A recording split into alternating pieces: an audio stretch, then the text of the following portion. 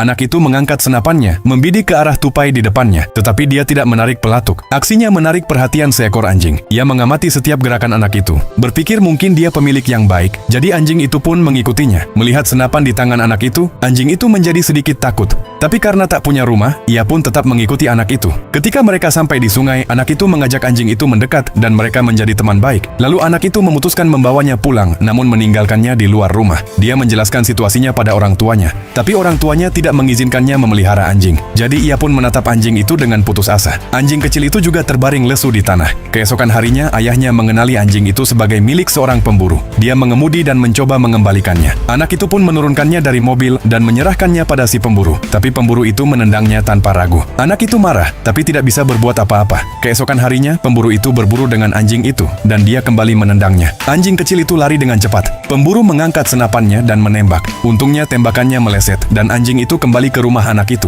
Anjing itu pun mendatangi anak itu, kemudian membawa anjing kecil itu ke balik bukit. Dia tidak ingin si pemburu menemukannya. Dia menaruhnya di sebuah rumah reot, dan berbagi makanan dengannya. Tapi suatu malam si pemburu datang ke rumah dan meminta anjingnya. Anak itu tidak bisa berbohong. Dia harus mengembalikan anjingnya. Malam harinya, anjing itu telah dikurung, dan hanya bisa melihat anjing lain makan. Sementara anak itu juga tidak bisa tidur. Dia sangat merindukan anjing kecil itu. Jadi keesokan paginya dia datang menjenguknya. Kemudian anak itu berbicara dengan si pemburu. Dia memutuskan untuk membelinya kembali. Si pemburu meminta anak itu bekerja untuknya selama 5 hari. Anak itu pun setuju. Dia mulai membantu memperbaiki tangga dan membersihkan tempat. Tapi setelah bekerja keras 5 hari, si pemburu mengingkari janjinya. Anak itu dengan marah menghadapi pemburu. Lalu dia memeluk si pemburu dari belakang dan menyuruh anjing itu lari. Tapi si pemburu menjatuhkannya ke tanah. Kemudian ayahnya tiba-tiba muncul dan menjatuhkan si pemburu. Tetapi anjing itu milik si pemburu. Sang ayah tidak berani berbuat lebih jauh. Mereka hanya bisa melihat si pemburu membawa anjing itu pergi. Lalu si pemburu itu pergi. Anak itu menatap anjingnya dengan sedih. Anjing kecil itu juga sangat sedih.